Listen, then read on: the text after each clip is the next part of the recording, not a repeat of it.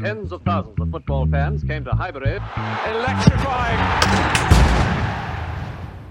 Yes, guys, welcome back to the Cannon Podcast. Welcome back to the main podcast on a Monday. How are you all? I hope you're doing extremely well. In the spirit of Arsenal in the Premier League, we are all recording from the beach. I have a pina colada in hand. George, what are you drinking?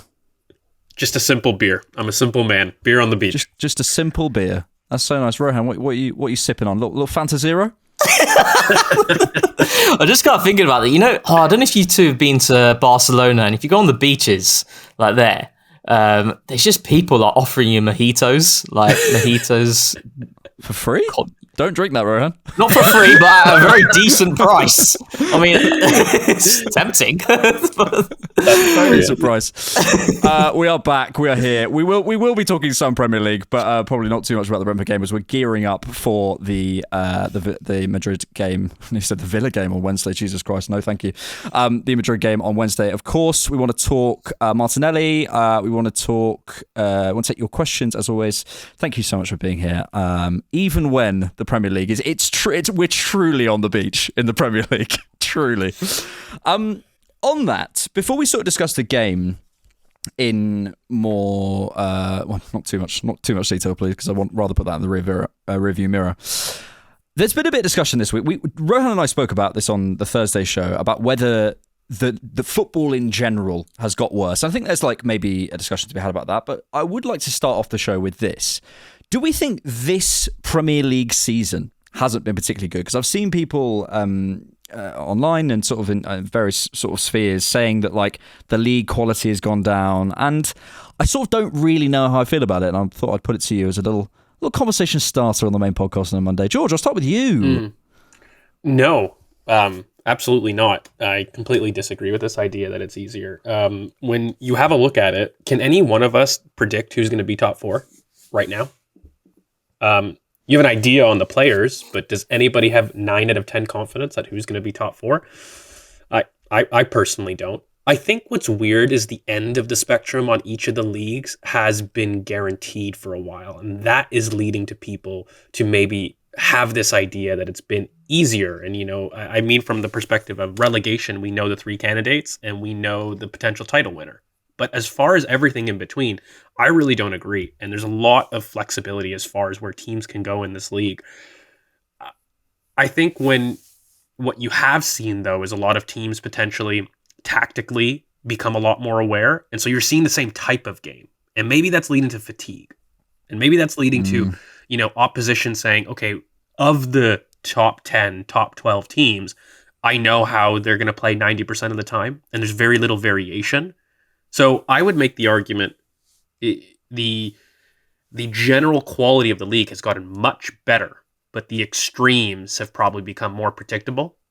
And so by that way, you can almost suss out teams that aren't good enough. And, the relegation fight for me will become a lot more predictable in the first 10 games of the seasons. But as far as, predicting anything from 17th to even first, this is a very unique season. We can talk about the Arsenal of it all. As far as I don't believe the Premier League title is as big of a gap as what we're seeing, but even beyond that, remove Arsenal from the consideration here. I think if you were trying to pick a top 7 or 8 mini league and try to guess the positions of that mini league, constantly changing and will change, by the way, to the end of the season. I don't think it's been consistent. So when I see Nottingham Forest as significant favorites to the Champions League, I think people immediately go, oh, well, the traditional top 6 isn't there and Forest are getting it. How poor is this league? But talk about Forest, talk about Aston Villa, talk about Brighton, talk about Newcastle.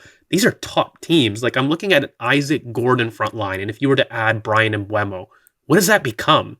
And I don't care that their name... That's the best front three in the league. Yeah, I don't care that their name is Newcastle, but if you face a Madrid, if you face a Barcelona with that kind of front line, it's just pure quality. And I just think maybe as fans, we're seeing the degradation of the traditional top 6. And it's leading us to assume that means it's poor league quality, as opposed to maybe just a shifting of power. Yeah, I think there's so many factors to this. I think that the point about the traditional tops, if you go through probably Chelsea, the average Chelsea fan probably isn't that happy with their Premier League season. The average United fan isn't that happy. The average Arsenal fan, the average, traditional top six, other than Liverpool, isn't happy with their season. And the normal dictators of the narrative are those guys, and the pundits who talk about their teams and the biggest voices, I guess, are traditionally allied with the big six clubs. So I think that's definitely affecting this, because the narratives are, they've all been bad, so therefore the league's been bad. Well, if you're a Brentford, if you're a Newcastle or Villa analyst, or you're a Nottingham Forest analyst, there's been an unbelievable season. I also think there's a point here about football fatigue, and I do think the way we consume football, not only the relentlessness of the calendar, but the way everything is just chewed over and spat out, and everything is analysed within an inch of its life. And we're part of that. There's podcast after podcast after podcast, and that's absolutely fair. But I do think it comes to a point where there is a bit of fatigue around football, and the highs don't feel as high and the lows don't feel as low because of that. And yeah, it's difficult, Rohan. I mean, like, from an Arsenal perspective, it's been a bad campaign, but I guess it's about how you define, from a football perspective, but I guess it's about how you define entertainment. Like, it's like, our 5 red cards, however many times we play with 10 men, is that entertaining? Like, that's arguable. So maybe from that perspective, it's been a really interesting campaign, certainly. But I guess we often align sort of entertainment with basically winning, don't we? And I don't think it's always the same thing. Especially with the kind of like perceived expectation before ball was kicked of Arsenal achieving the Premier League. If it wasn't going to be Manchester City, I think everyone was expecting Arsenal to go on and win it. And because that hasn't become a reality, and because of what's happened in the cup competitions as well, in the FA Cup and the Carabao Cup, it's led to that frustration. And I think that's what's kind of been the overarching feeling for Arsenal fans in the league. And that's why every single time which we drop points, whether it's a loss or a draw, the draws have been really killing. It leads to that frustration. I think with the league, though, in general, it's like, I would say that the so-called big 6 games between each other, the quality has been poorer relative to last season. But I think the games like your Brentfords, your Brightons, your Newcastles, Aston Villas, these teams, they're seriously good teams. And then when we're kind of comparing it to previous eras, and you look back at football nostalgia of Wigan and Sunderland, surviving, and the Evertons, the Martin O'Neill, Aston Villas. But those teams, when you're comparing those teams to the teams that are in that cluster now, your Aston Villas, your Newcastles, your Nottingham Forest, your Brightons, the quality is just so much bigger now with those teams. And it comes from the fact that the Premier League is becoming the most attractive place for players to play because of the financial benefits. When you look at the wages that teams are spending in the Premier League in comparison to the Bundesliga, Serie A, they can't compete with it. And I think that's where you're seeing a lot of really high quality games with those like mid-table teams. Like, for example, I think it was a recent game actually. Like Leicester are pony, yeah, but Leicester and Brighton, like that was such a good game. You have a lot of these types of games that are happening this season with these sorts of teams that are battling in mid-table or lower half in the table as well. So that's where I stand on it. I do think there is an argument though that in today's game tactically is so much stronger. I'm fully behind that idea. But I think there is an element of a lack of individuality that is creeping in with players outside of like the top teams because of this tactical homogeneity that is just there with everyone. And that's why I think Nottingham Forest, I really like what Nottingham Forest are doing this season, because Nottingham Forest are going against the grain as to how they've achieved what they've done so far this season. They're not press baiting. They're not doing the traditional idea of what Pep Guardiola has kind of added to modern day football now. They're doing it in a way in which they're defending deep, they're being resolute, and they're attacking teams on the counter. That is very much like peak Barclays when you're looking at those teams in the past, and they're having a lot of success there. So It's nice to see what they're doing this season, whereas other teams are just kind of being brainwashed in this idea that, you have to play the certain way to achieve the desired outcome. So I think there's a massive aspect there, and you kind of go through each team and you're like, ideally everyone in this list wants to play possession-based style with a lot of control in the build-up and press baiting you and all that stuff that we expect. I also think, just going back to your earlier point about like the quality across the league, going back, let's say 20 years, I can't imagine it was the case where I'm looking down this down this table, there's a player I'd take, I think, from every single team, maybe even two. Forest, Newcastle, City, Chelsea, Villa, Fulham, Brighton, Bournemouth, Brentford, Palace, maybe not Everton. United, there's probably a couple of players. Lenny Yoro I'd take from there. There's probably a player at every single team who I would take. And I can't imagine that will be the case for, let's say, Man United in the 2000s when they're looking down at the bottom half of the table. You're not getting in that team. So in terms of the quality gap, it's just massively reduced, and that creates this environment. I think take Liam Delap. How many teams are going to be after Liam Delap this summer? Yeah, he could go anywhere, and he's getting relegated. It's like El Canoes for Leicester. That's another one. You look at Southampton. Leslie Ugochukwu, I think, will have a lot of interest come the end. I think everybody has always had top players. Top players have been relegated before, but the biggest point for me when I have a look at the season, by the way, is that Tottenham Hotspur are potentially legitimately going to become 17th. And this isn't just, poor form, major injuries. They all have a component to it. But I really do think that this idea that the top 6 is probably maybe the worst it's been in a while, that I can get on board with. Yeah. Okay. And I think that relative to the rest of the league. Yes. And I think that is really leading to this narrative that just isn't true, because quality doesn't stop and go down. Quality will replace quality. But the idea that these fan bases, who, by the way, dominate the media space and dominate the views, as well as dominate the media audience, you know what I mean? As far as there's going to be Nottingham Forest fans, but you don't go on Sky Sports getting engagement from engaging with Nottingham Forest fans. You do it by engaging with 17th place Spurs or 13th place Manchester United. Those will pop in terms of engagement. But as far as as far as taking maybe the traditional top 6, Man United, Chelsea, Spurs, all of these guys aren't really competing for European places and won't compete for European places next year. So it's kind of a case of you saying, well, this is the difference maybe in years gone by. And I think what's interesting as well is what we maybe then go is well, that will return to normal. And I wonder for the likes of Spurs, and I'm not just saying this as an Arsenal fan or United, I don't know if it will. Yeah. And that's what's quite scary for these clubs. I'm not saying it won't. I think there's been this thing where it's well, of course, they're United, they will.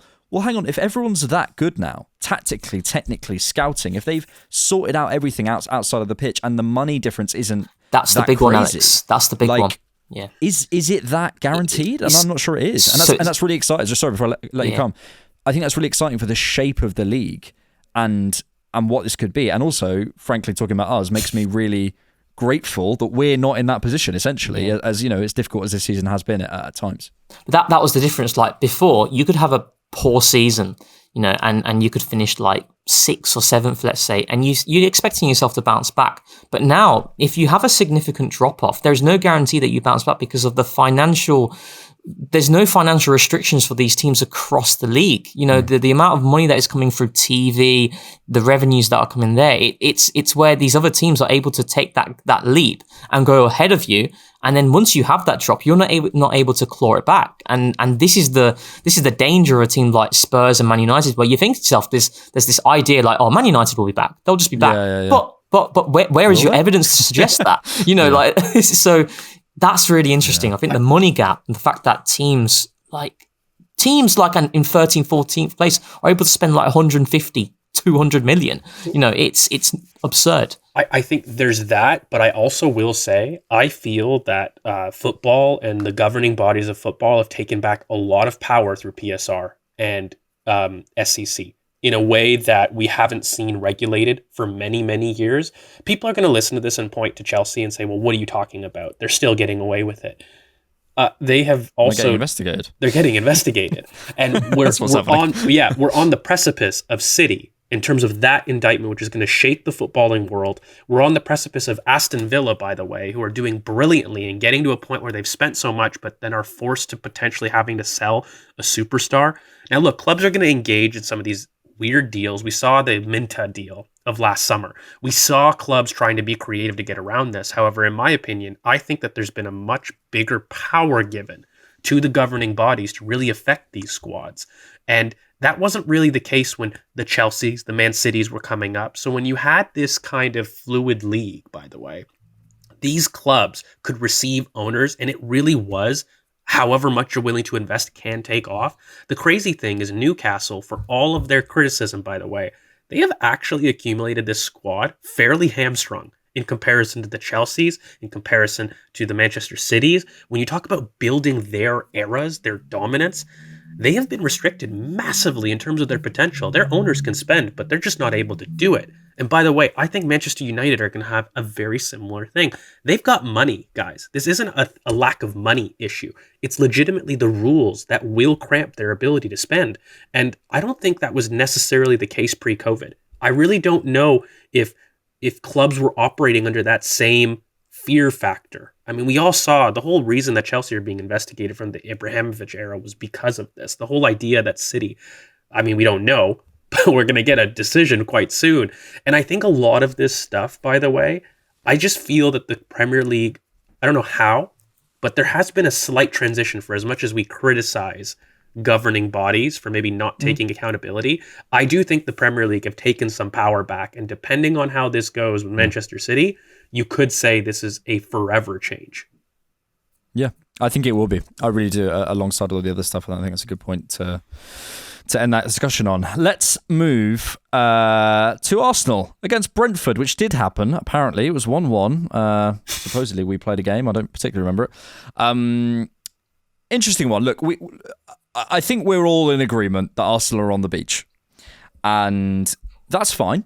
But actually, I do think there's stuff to analyse here, because I think this wasn't necessarily, and it hasn't been for a while, a kind of typical Arsenal 24-25. I feel some changes have happened. Mm-hmm. And while I don't particularly want to analyse the game necessarily in the context of the but you know about like the game in the context of the game itself, and what did we do, whatever that stuff.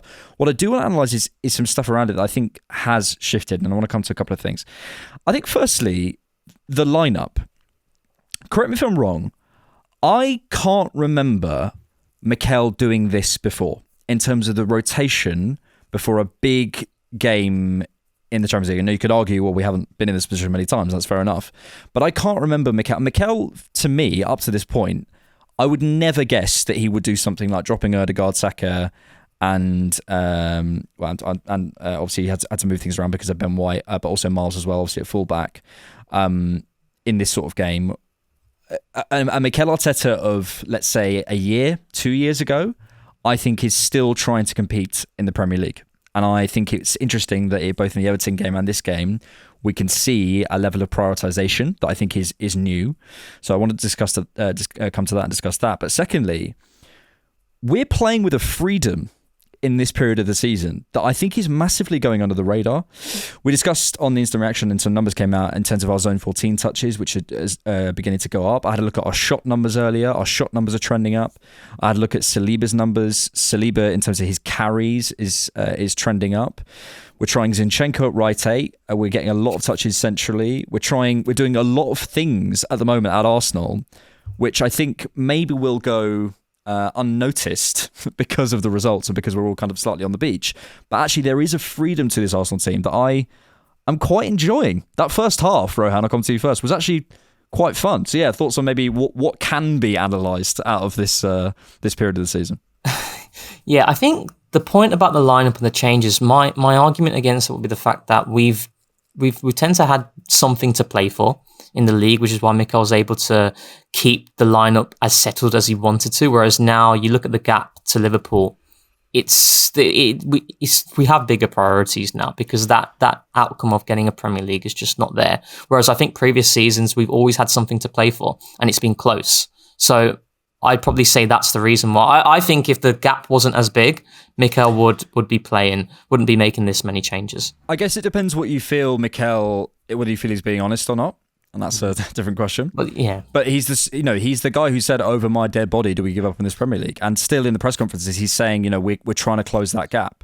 So I do, yeah, I mean, you can take it either way. Yeah, I just think that's just a very easy answer to say though, isn't it? You just to keep than knowing that, you're not looking to throw it away, but the lineup kind of shows that the priorities are elsewhere. I think the game is interesting. What I want to say is Brentford are such a well-coached team. Like, genuinely, I think in 2025, they have accumulated the most points away from home, scored the most goals, conceded the fewest. And Thomas Frank, when we're talking about resources and what he's able to kind of get out of the squad, he's doing everything he can. And bearing in mind, like last season, since they've came to the Premier League, Brentford have been playing a back five. This season, they've lost Ivan Toney, they've moved to a back four, and they've had some really good performances. Again, yesterday, like, well, there's a police car. Don't know if you heard that. What's your takes? It's coming for me. but yeah, I mean, like, it's interesting because Brentford pressed us man-to-man. They do that in pretty much every single game. They're very brave. They're very committed. And what I really liked from Saliba was how he was able to kind of maneuver away from that pressure where Johan Visser is kind of like trying to cut off the pass to Saliba. But David Raya, he's standing very central. He's splitting the centre-backs really wide. And Trossard was coming deep a lot. And because they're pressing man-to-man, he was dragging Collins all the way towards deeper areas. And he'd play a bounce pass, and Saliba would move outside the shadow of Johan Visser to receive. And then because they're pressing man-to-man, Saliba now can carry because he has ghosted past the man that was marking him. And we saw that time and time again in this game. And I think the long balls that were delivered by Saliba, from Jorginho, was something that I really liked. And it's something that I don't think we've done enough of. Like Saliba, I think this season, it's his best on-the-ball campaign that he's at Arsenal in terms of the first player who tends to play that pass inside the block to get us going. And I thought yesterday, like, it's one of his best kind of reminded me of I've seen. Yeah. Period. I think he's very similar to Spurs at home. He had a very similar performance there in terms of the carries, in terms of the responsibility he took in build-up, and I think that came from what Brentford were trying to achieve as well. The one thing I do want to say about Brentford, right? So in this game, this is where I think there is an element of Arsenal significantly on the beach. I would say that was one of our worst pressing performances, and I think there's a number of reasons there. So Flecken, by the way, I know he had that Saka moment, but he's very good on the ball, right? And what he was doing, again, they're splitting the centre-backs. Yeah, they're splitting the centre-backs really wide, Collins and Van der Berg. And Flecken, what Trossard's trying to do, he's trying to cut off the pass to Collins. So he's attacking the strong foot of Flecken, which is his right foot. And he's trying to force him towards Brentford's left-hand side and our right-hand side. But what he's doing is he's using his left foot to then pass it over Trossard to Collins, and they're out. And what you would think Arsenal would usually do is Martinelli would push up and engage on the centre-back, but Martinelli was staying a lot deeper.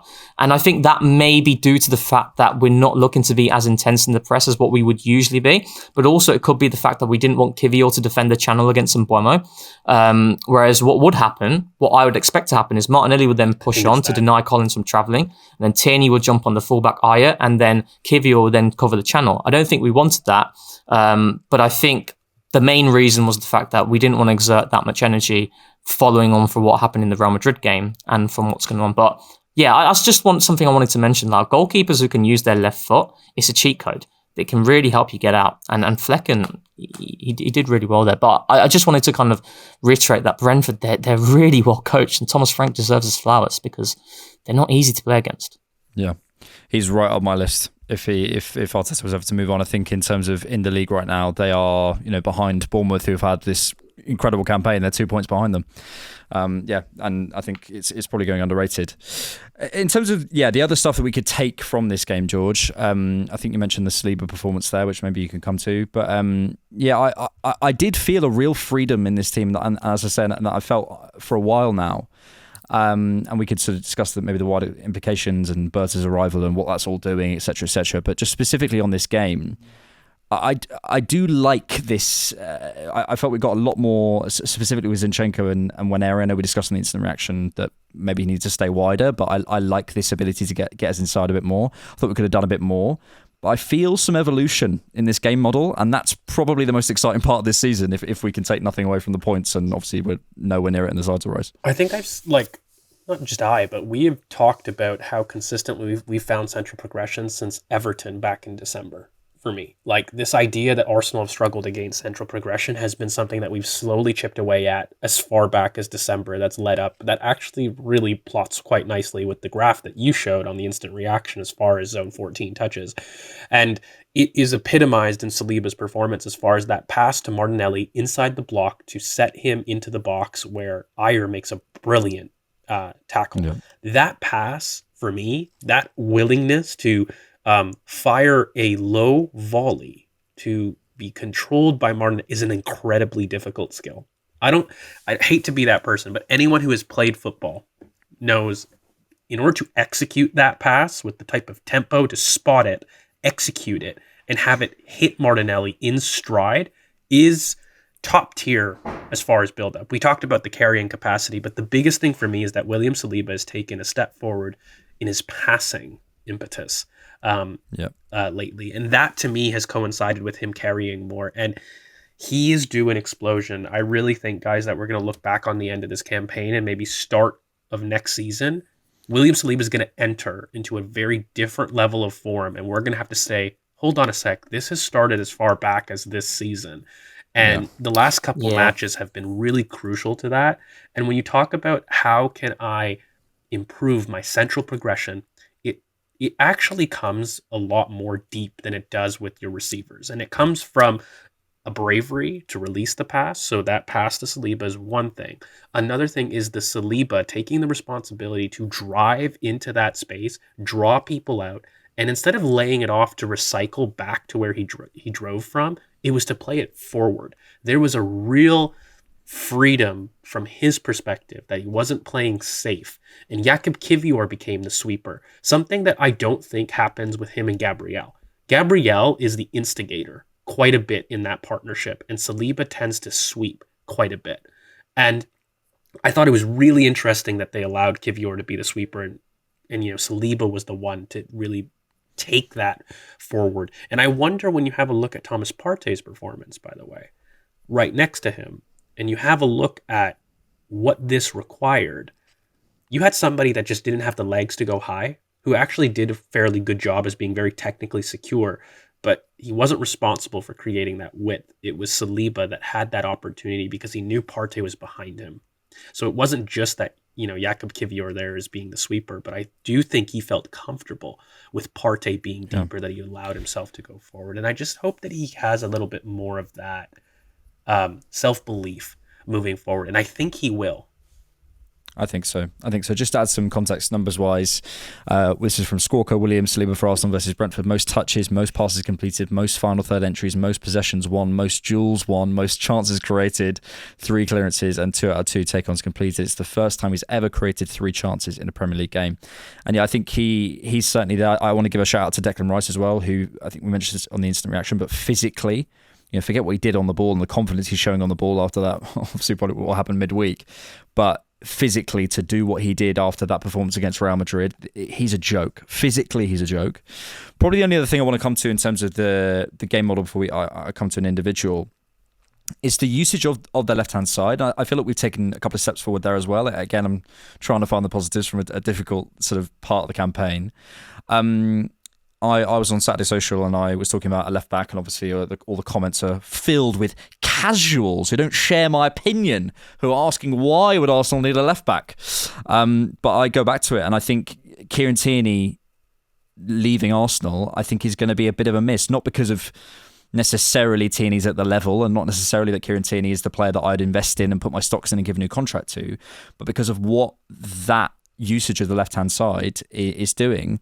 And just quickly before I hand over to you, Rohan, and take your pick on what you want to say here, but counter-attacking as well. That's the second game in a row, I think, in the Premier League, we scored a counter-attacking goal. So obviously the Trossard one against Everton, and then the second one from Thomas Partey against Brentford.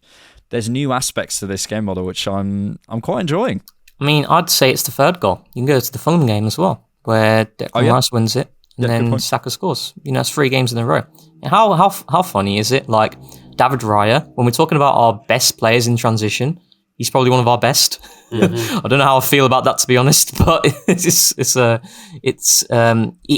fantastic in terms of getting us going. How many times do you see David Raya? He claims the cross, and then immediately he's looking ahead to try and release quickly. He did it a few times in the first half as well. Didn't quite execute to the way that he wanted it, but it's the intent and it's the mindset of looking to get us going quickly, because when you're talking about creativity, that is one of the best ways to create chances when the opposition just can't undergo They don't the have a process chance of to set their defensive block. reorganization quick enough. Exactly. I mean, how many times have we seen peak Liverpool under Jurgen Klopp from corners? Alisson grabs it and they go, and it's like a 5v3 or 4v2.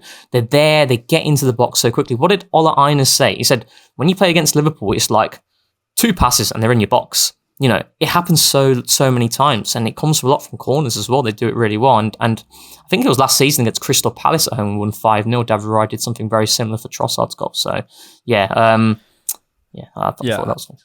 And I don't say this with any glee, and this is not meant to be a gotcha, but we've talked many times about Ødegaard in transition, and both of those goals happen without Ødegaard on the pitch. And I'm not saying that, to go, ha, Ødegaard, but this is what we've been talking about all season. I think there's some people who really struggle with that, but this is what we mean. I think there's a different way of attacking, a different way of approaching transitions without him in the team or with him in a different role. I think we've seen that, and I think there's certainly a lesson to be learned there with a different midfield construction, how we can look more threatening there, and not to bash Ødegaard, literally just to say with a different set of profiles what we can do. Let's move to a player that I want to talk about. I have a stat for you boys, which I found really interesting. I was doing some research earlier, and I found this. Martinelli has managed 21 shot-creating actions in his last 5 appearances in all competitions. He had 23 in the previous 15. That was from FB Ref. I think, again, before we sort of move on to the big Madrid preview, I think we've also found something and a freedom for Martinelli. I mean, maybe I'll come to you, George, seeing as he's your boy. There's something that's unlocked. I think a lot of it's to do with the positions he's picking up and all that sort of stuff. How do you see Martinelli developing this team when everyone comes back? I mean, obviously we're speaking a lot about the Nico Williamses of the world, and we're all crying out for Bradley Barcola, etc. How does Martinelli fit in here? What do you see? See a man more willing to be central, given the freedom to be central, and I think it's not perfect. I mean, we saw signs that you could argue against Brentford of what some people might call regression. In terms of the effectiveness that they may have seen. Partly for me, it's about understanding the type of player he is. And I remember the very first time that I saw Martinelli, I had this comparison out there, and it was Luis Suarez. That was the type of player that I saw personally. And it is a player who does his best work in central areas, in spurts, and for me can carry long distances through his sheer stamina. But I don't know if he's got the power necessarily to cut on the inside and shoot from outside the box. Like, I think that's what everybody wants to see. I don't see him generate that type of power in his ball striking. For me, what is really great about Martinelli is the quickness of thought, execution, bang. As far as cutting in on the inside and shooting, he almost lifts his shots. It's telegraphed. It is very telegraphed because I don't believe he's got the execution of the quick shift and shoot. That's not him. So when you talk about the cross and why everyone's saying, well, why does he have such brilliant crosses back post, George? Why? Because he's static. It's not a shift, shoot, and run. It is a stop, head up, cross from a static position. That is fine with. No problem with it. But as far as generating separation, which he can do, it's that next part in terms of generating power in your shot as you step into it. That is something that I don't believe he's got as much as other people may want him to have. And so that's where this idea of, oh, I wish he would go on the inside and be more threatening on the inside. I just don't think that's him. Him is running to combine, and then he's attaching onto a third man run. Like, he can play it into Declan Rice and run off. And by the way, when he did that, he looked brilliant in Brentford. But if you're asking him to receive off the back foot touchline, come inside and test the keeper from the Sterling zone in 2017, I don't think he's got that. If you're asking him to dig out a cross at the edge of the box at the corner so that we can have a little bit of threat and have somebody else on the outside, that is also something that I don't think you're going to maximize. But you allow that boy to be what he is, which is, by the way, from every part of the season, mate. It's the one stat I keep bringing up with Martinelli. Do you know that since match day 5, he has consistently been one of, if not top 3, Premier League threats inside the box? And I don't understand why we keep asking him to be something. For example, I wish he would go and shoot at the edge of the box. When you've got a top 3 performer in the box, in the Premier League, and already a situation that isn't beneficial to that. He has a lot of distance to cover to make up and do that stat. And I don't think people ever give him the praise that he deserves. Like, when people critique him for that, and I mention that stat, there's always a caveat to it. And I think he's making up the most distance amongst all the wingers possible to get into the box and to be that person. Now, I will say, you had a really interesting stat on X in terms of the number of shot creating actions, and I don't want to take that away from you. There is an individual performance uptick that we've seen in the last 3 to 4 games that you cannot ignore. That individually, he stepped up. And I think you need to say that up front. I just believe that when we're talking about Martinelli, we need to have a proper conversation. Do we want to platform an individual or the environment? And you need to be comfortable with both. And I don't think it makes you a bad player if you're going to sit there and ask him to be something that he isn't. Because this is the conversation we're going to circle back with Odegaard with. This is the conversation that we're going to circle back with a lot of players as this team evolves. And as the team looks to platform other people, we're going to start having these conversations. And I don't want to keep having this thing of, where did the Martinelli go? Where did the Odegaard go? Where did so-and-so go when this team is asking for something different than what it did before? And you have to start asking yourself, is this a talent that regardless you feel is versatile to many plans? And that should be the question a little bit more. And how limited are we talking about? Because if he doesn't fit in the moment, doesn't mean he won't fit in 5-6 months.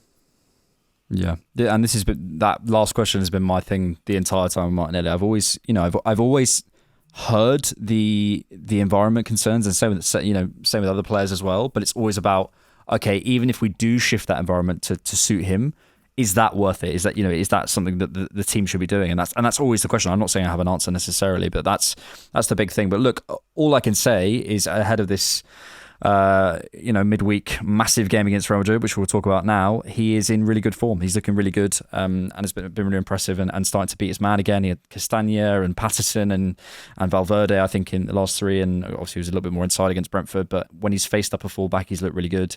That's been a big thing for me this season. So yeah, looking forward to it.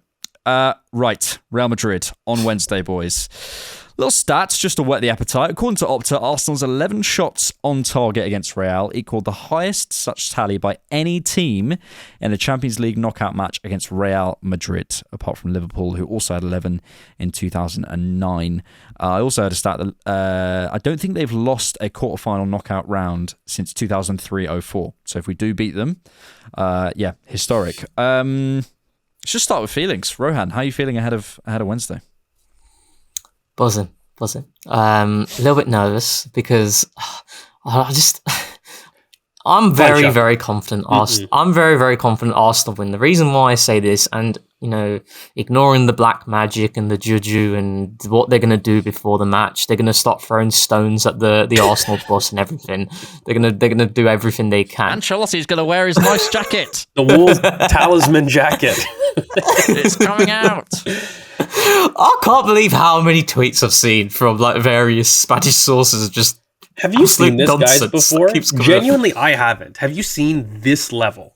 But I think it's because they've not been in this position before. And that's what it is. Yeah. Again, always caveat: we haven't faced them, so we're seeing all the stuff for us. You know what I mean? But like, as you alluded to, the stat there, quarterfinal. Have they been in this situation from a quarterfinal, being 3 goals down? I don't think they have. And this is especially with who Arsenal are. Like, nobody in the footballing world envisaged Arsenal doing what they did. If it was like a Man City or like a Barcelona, let's say, I think there might have been less of a surprise, perhaps, because it was Arsenal from a European point of view. I think that was a massive shock there. But yeah, I mean, I'm very confident. And the reason I'm very confident is, like, even if this goes really bad at the start, they get an early goal, there is not a team in world football that I back more to be able to suffer for prolonged periods if the game becomes one of that. I don't think it'll become one of that, personally. I think it'll be a very similar game to the one that we saw on Wednesday. And I think that should be the exact same game plan that we should go with. It was the perfect balance between ideological and pragmatism. It was perfect, and that's what we're going to do against Real Madrid on Wednesday. And I think that when I look at some of their weaknesses in terms of when they go long and competing for second balls in the middle of the park, that's our bread and butter, you know. And when I look at who we have in the wide areas and the confidence that Adurian Timber gives me, the confidence that Thomas Partey is playing with right now, the energy that Declan Rice is giving, Kivior is having a really good moment as well. Saliba, I think what's very interesting with Saliba is like there's this perception that Saliba has not had a great season, but I think it's simply the fact that he's preserved his norm and people are expecting more from Saliba, but his norm is still a fantastic standard that other centre-backs simply can't reach. And he's in a really good moment, as you alluded to, Martinelli. The beauty of this is that a lot of our key players and key pillars in this team right now are in really good nick, and that's what gives me a lot of confidence. So it's going to be massive. It's going to be absolutely massive. I think you can lean into the kind of the Real Madrid of it all, and maybe we can. But I feel pretty confident, to be honest. I'll wait to see how we do, but I can't see us going to Real Madrid and this Arsenal team, because I think we often overlay Arsenal and we're kind of thinking end of Wenger, we're thinking Emery, we're thinking, the Arsenal failures, and we remember our failures. But this Arsenal team with the mental profiles that we have, I'm looking at Miles and Saliba and Timber and Rice and the guys who are going to be on the pitch rather than us fans off it worrying. They're the guys that I trust to go and get this sort of job done. So I feel really confident, and I think if we were to capitulate, I don't think it would kind of, that proves that this Arsenal... No, that would be massively against type. So I feel really confident going into this. I think a lot of this can be dictated to by what we did at the weekend. I think we kept continuity for Raya, Saliba, Kivior, and Rice. And obviously, maybe Trossard and Marino got some minutes as well. And obviously, we rested Saka, Odegaard, Miles, and the two fullbacks. And I think that tells us what we're trying to do. I think we're going to the Bernabeu to basically try and play the same game. I think we're going to go there. We're going to try and hold on to the ball. We're going to try and restrict them to nothing. I don't think we're going to sit in a low block. We can joke about it, but I really don't believe Arsenal are going to go to the Bernabeu and sit in a low block for 90 minutes and try and just suffocate them. I think we will flick into that at times when the game calls for it, but we'll also try and impose our game on them. I'm really excited. It's the sort of game where the phrases come out of sort of it's not a it's an opportunity. It's an opportunity, and it sounds like sort of management speak to trying to change a negative situation to a positive one. It's not. It really is an opportunity to show ourselves again. That wasn't a fluke. This was every Arsenal fan. Not every Arsenal fan. Most Arsenal fans felt we could do something against Real Madrid. Everyone outside, they were the ones doubting it. I want to go there and show that was not a fluke. That's our game model. That's who we are, mate. That's who we are, to go and do that to Real Madrid. And I'm nervous. Obviously, I'm nervous because it's Real Madrid in the Champions League, and there is that aspect to it. But I'm also really excited to show ourselves again, because I really believe this group in this season, based on what's happened in the Premier League, they're going to turn up. I really do believe that. I just can't wait for some of the tactical substitutes. I'm just going to speak from a pure player perspective, because I was a little Yurda last time in terms of my emotional rallying cry. What?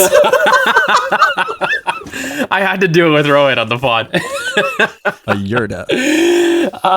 Ajax. Yeah, I was a little bit emotional in terms of my rallying cry, but right now I just want to talk. I just want to talk pure tactics for a second.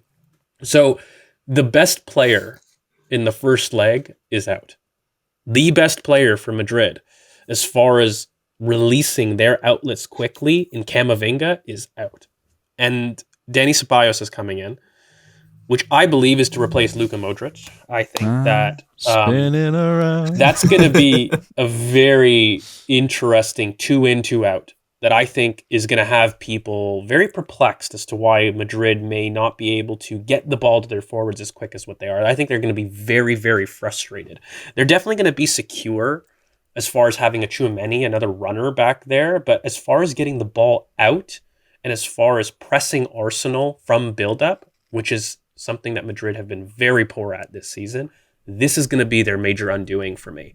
And the way that they left Camavinga on an island, and they asked basically Luka Modric to be the one orchestrator in deep build-up, They split their center back so wide. They had him drop in, and it was Camavinga that was the first pass, and he was on an island, guys, in the midfield alone.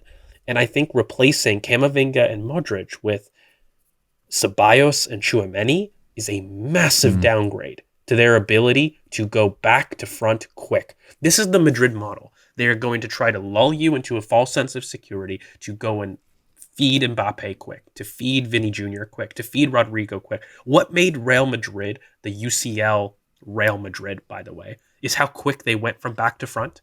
And I don't think these players in Dani Ceballos and in Tchouaméni are quick back to front as far as their build-up and their progression goes. There's a lot more spinning top, as you had the joke a little bit earlier. But it's true. It's serious. I don't think he releases quick enough. And I don't believe that Tchouaméni as well. I love him as far as his ability to cover ground, but as far as his ability to really be a progressive hub, that is something we haven't seen with Madrid.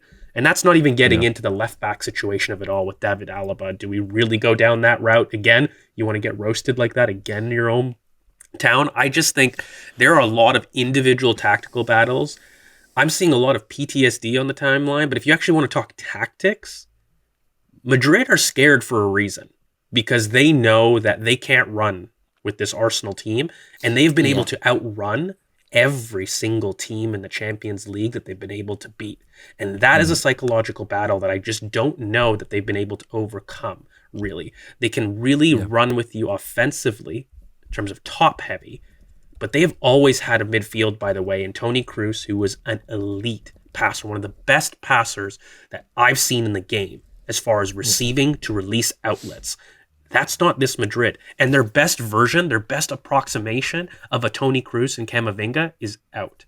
So to me, this is a very comfortable second leg. I think that the absence of Toni Kroos, I think what he offered to Real Madrid consistently over the years, it goes under the radar. That is an all-timer. But I think with Madrid, it's very interesting. And I kind of wanted to ask you guys this question as well, about Arsenal in the Champions League versus Arsenal in the Premier League in general. You know, we spoke a lot about the caveats in terms of the turbulence of the injuries, the red cards, etc.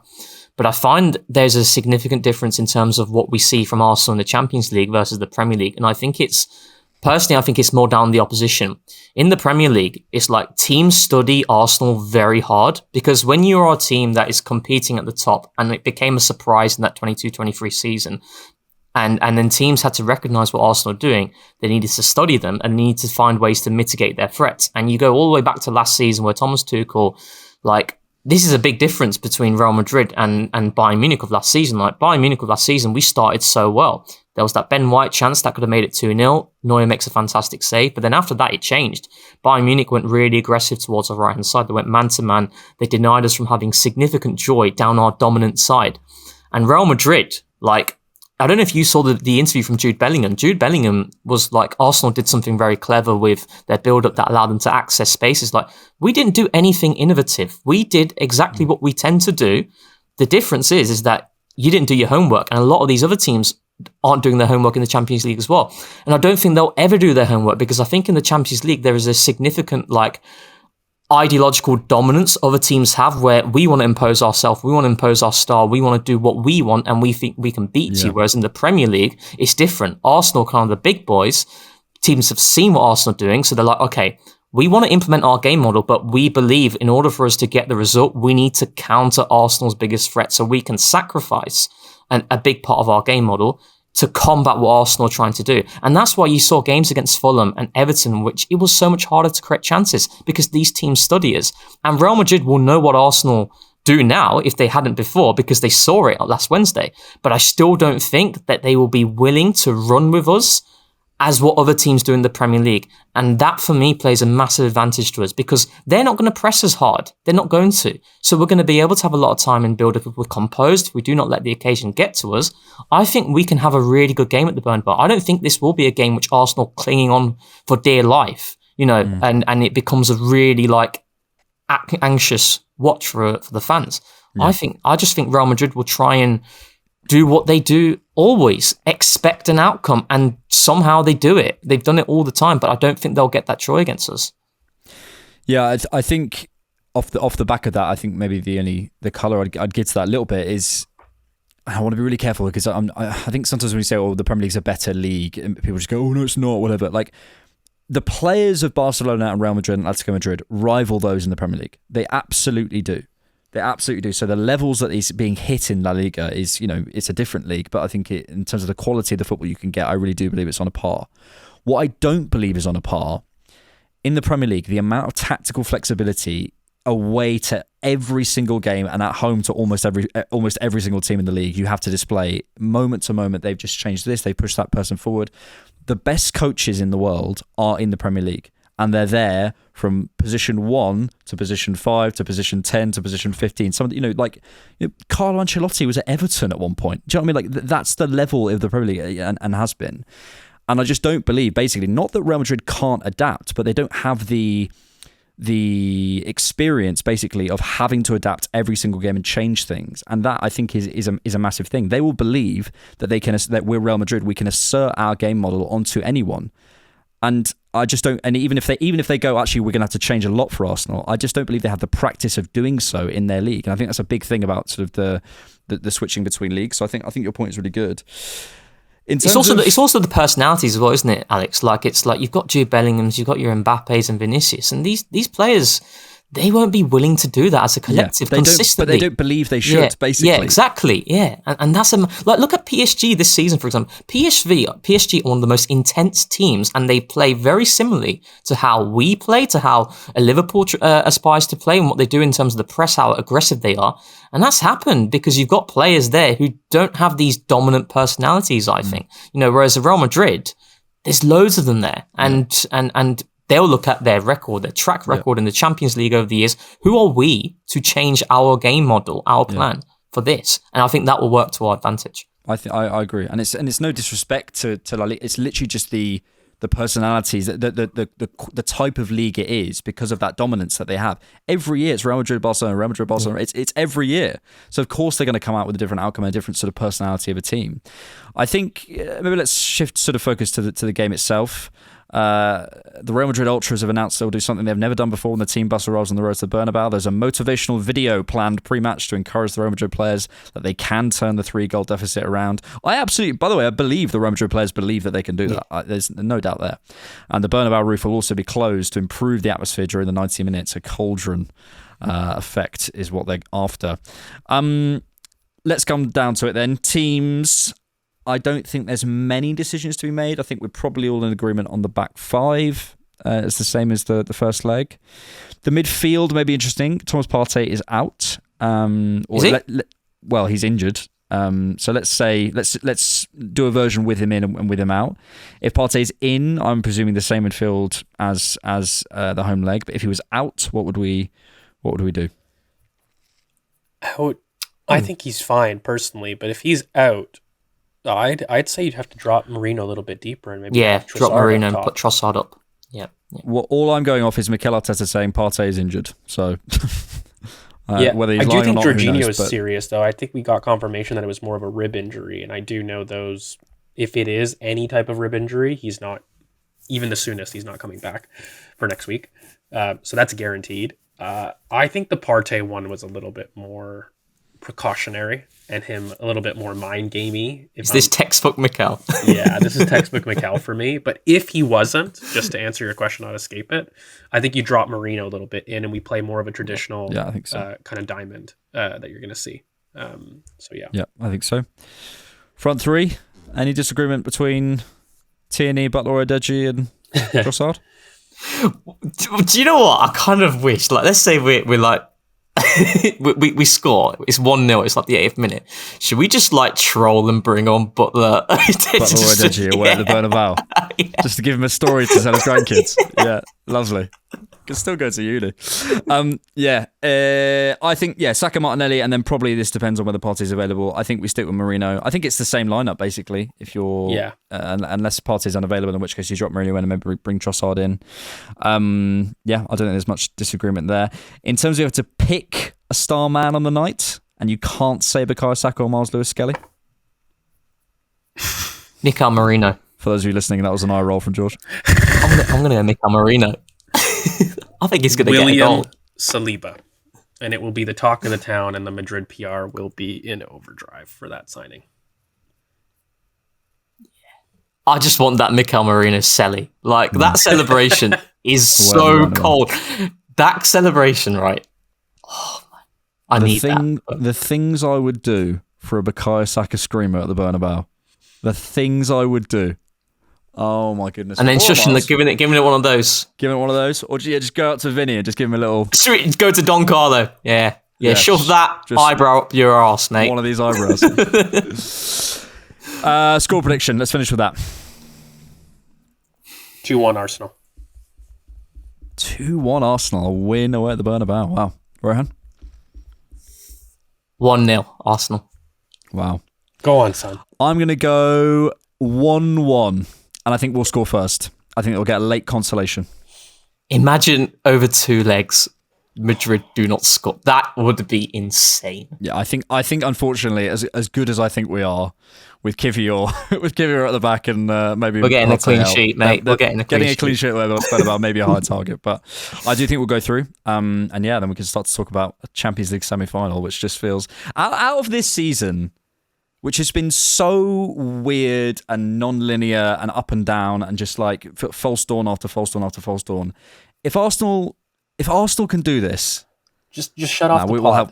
We've warned it so many times. Yeah, you don't want to listen to what I'm going to be. Yeah, we will be 24-hour streams, just like, and this stat. And this guy. Yeah. Can I just let me ask you a question, right? So let's say we go through against Real. It looks very likely we play PSG.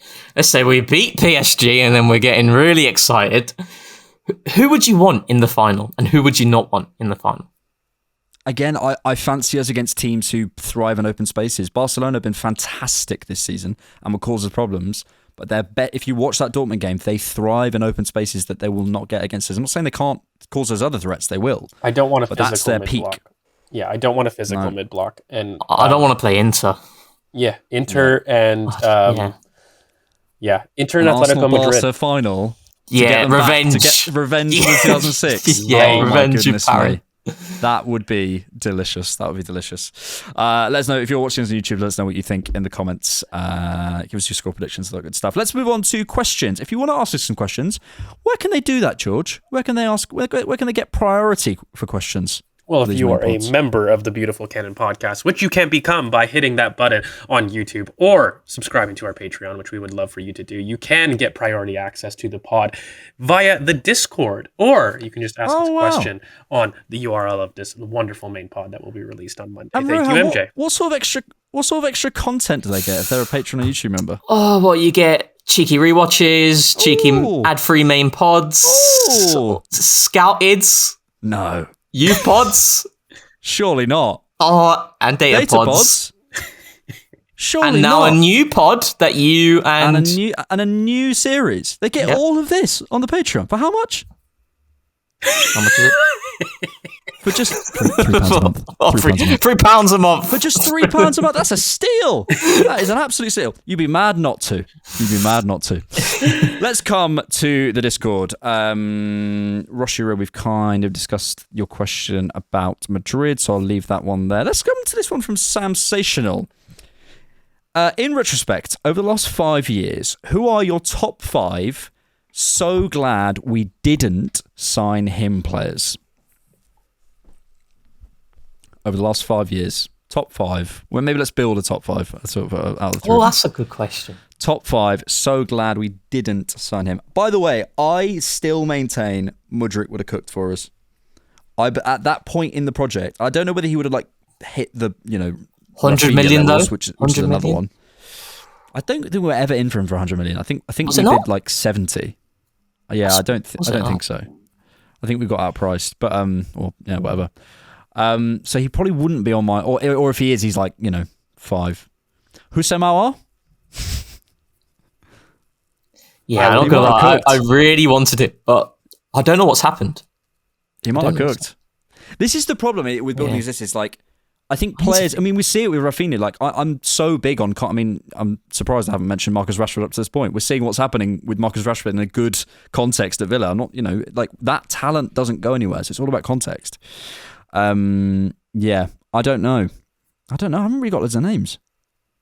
I have to say, right, I was very against this guy before, and he has warmed to me. I feel like Yuri Tillemans would have cooked for Arsenal. Only for free. We'd be quite a different team. Yeah, only for free. Yeah. Like once he became free, I said, "Oh, Yeah. I'll look at it." I was literally very against him as well. Like, I did not like him. Yes, I'm kind of with you there. Okay, let's flip the question, because I think it's quite hard, because we probably just love the talents a lot of the time. What's the one signing that you think if we got across the board we'd be in a better position today than we are? Oh, Rafinha for sure. Ditto. Rafinha was the one. That's the one. When you're looking at an Arteta type player, right? He's learnt under Marco Bielsa. The education that he's got there, right? That would have set him up perfectly under Mikel. Like, that's why didn't that happen? Well, I think Barcelona was his dream move, wasn't it? Yeah. And I think we did match up to 55, but it was a case of just he chose Barcelona because that was the club that he preferred. Yeah, and it was of his dreams. Yeah. I think it was like Arsenal, Chelsea, and Barca were in for him, and it was like a three-way war. I think we were like second. If Barca didn't come in, he would have came to us, and then Chelsea were like last on it. He's 2 goals and assists away from the record ever Champions League campaign. Yeah. He's on, which is Ronaldo, and he's on a Ballon d'Or charge. 21. He's on a Ballon d'Or charge, no doubt. It's crazy. It's crazy. Okay, here's a question. I've just thought of this. The best Arsenal 11's available. So everyone's available. Havertz is available, etc. Who do you take? You've got the last. I was sort of asked this question on Saturday Social. You've got the last 8 of the Champions League. So Dortmund, Bayern, PSG, Barca, etc. You can take one player. You don't have to take one from everywhere, but you can take one player from each team. What's your 11? Wait, you're 11? So basically, you can stick with Raya, or you can get a keeper from any of the other 7.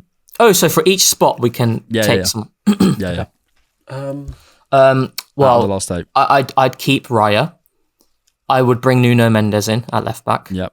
Mm-hmm. He's so versatile. Nuno Mendes is the best. I watching him a bit more. Because he looks like he should just be like an overlapping fullback. He's really not. Got so much to his game, mate. He's a ridiculous talent. I think the rest of our back line I'm very comfortable with. I don't think I trade with anybody as far as Gabriel Saliba, Timber, or even White. Yeah. I would look. Pedri's got to be in this team. Oh yeah, he does, doesn't he? Yeah, he does. But so does Bellingham. Bellingham. Oh my god. Yeah. Barella. In terms of, I've said this again on the show. Like, that like Rice, Barella, Pedri. You can do Jude false 9. Jude false 9. And Bradley Barcola. Oh, Barcola would be serious. Or Rafinha. Oh God, Rafinha. Yeah, Rafinha. So basically, we're keeping Saka, Rice, Gabriel, Saliba, Timber, and Raya. Yeah, that's a pretty good position to be in. The only one I might look at is Bastoni.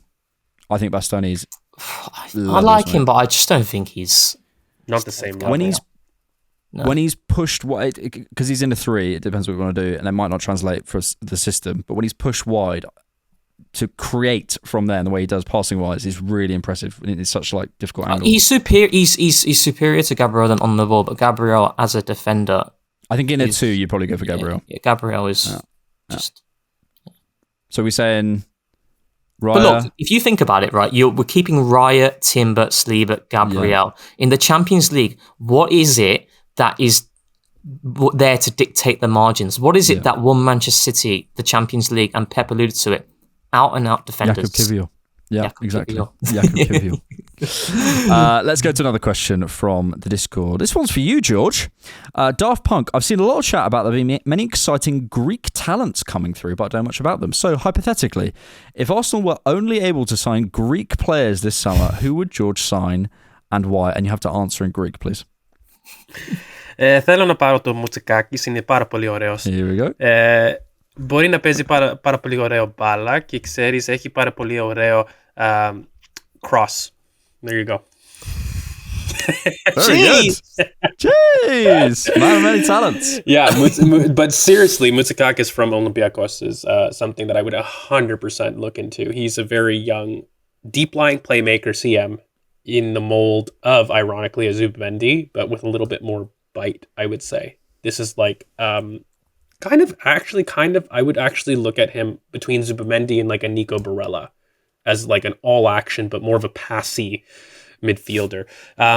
There is a Jaralambo also from Olympiacos that we were also linked with that is a little bit more of that 10, that running 10. I just think that we have so many of those in the 11. So, but he's brilliant. Like he's a very top talent. That would be probably the only reason as to why I'm not 100% in. There is somebody also from Sporting who's a striker, Tsotsis, who's good. I just think that there's better people on the market potentially there. But I think Moutsakakis is like one of the top talents, I would say, in Europe. I would actually be very interested because if you actually have a look, he, along with this Jaralabo kid, is leading Olympiacos to some serious damage in the league, and they have a really poor team. It's just these two youth that have really come through that are really, really top talents. And I think, I think he has a chance to be more. And that's pretty big for a Greek player, to be honest. Yeah, they're top of the league.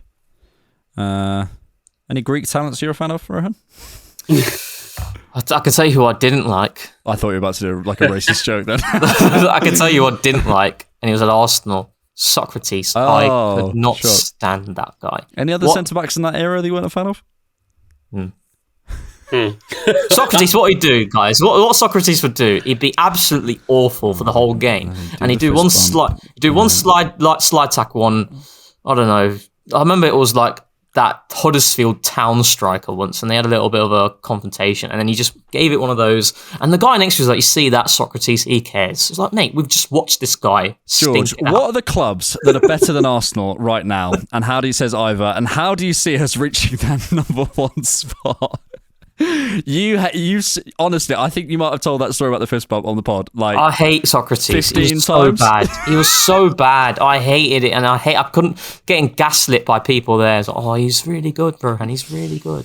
George, Ivor says, what are the clubs that are better than Arsenal right now, and how do you see us reaching that number one spot? If so, when and how? I think we're on the precipice to being unilaterally the best team in the world.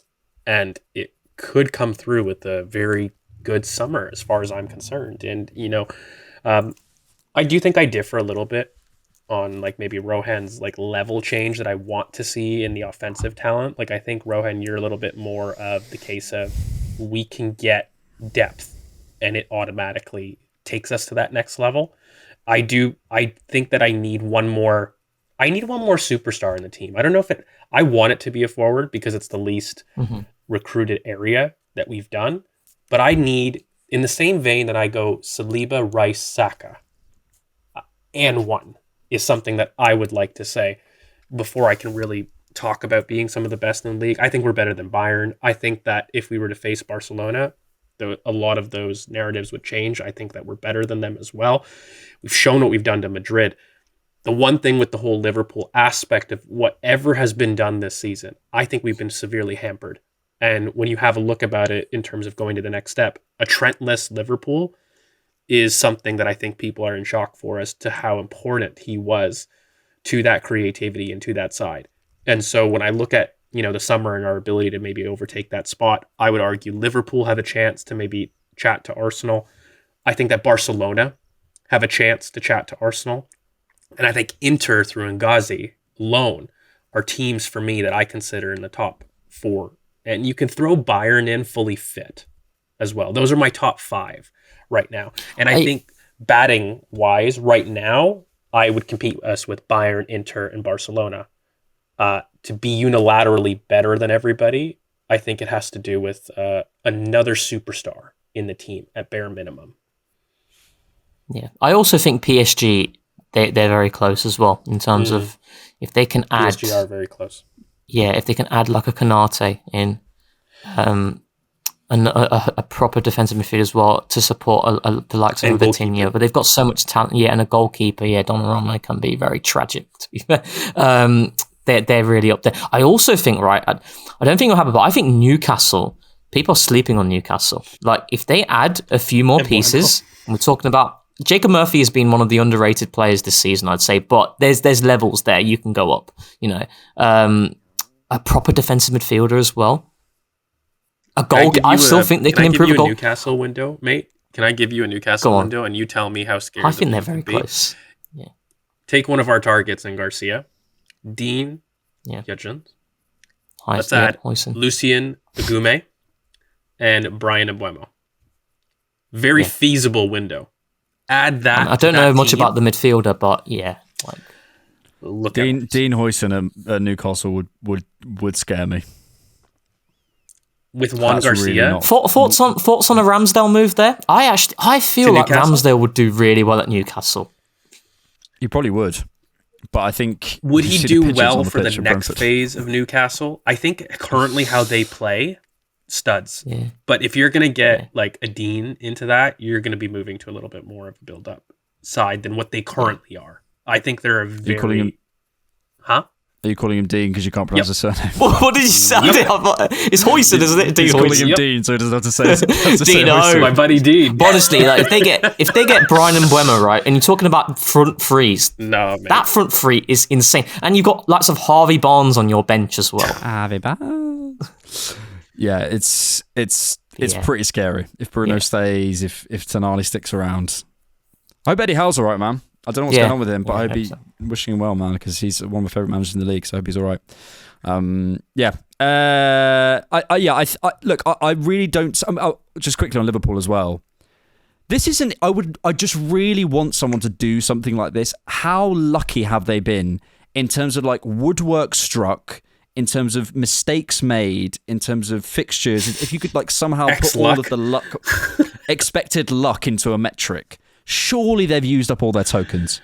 Surely. And Brentford have one chance and they score.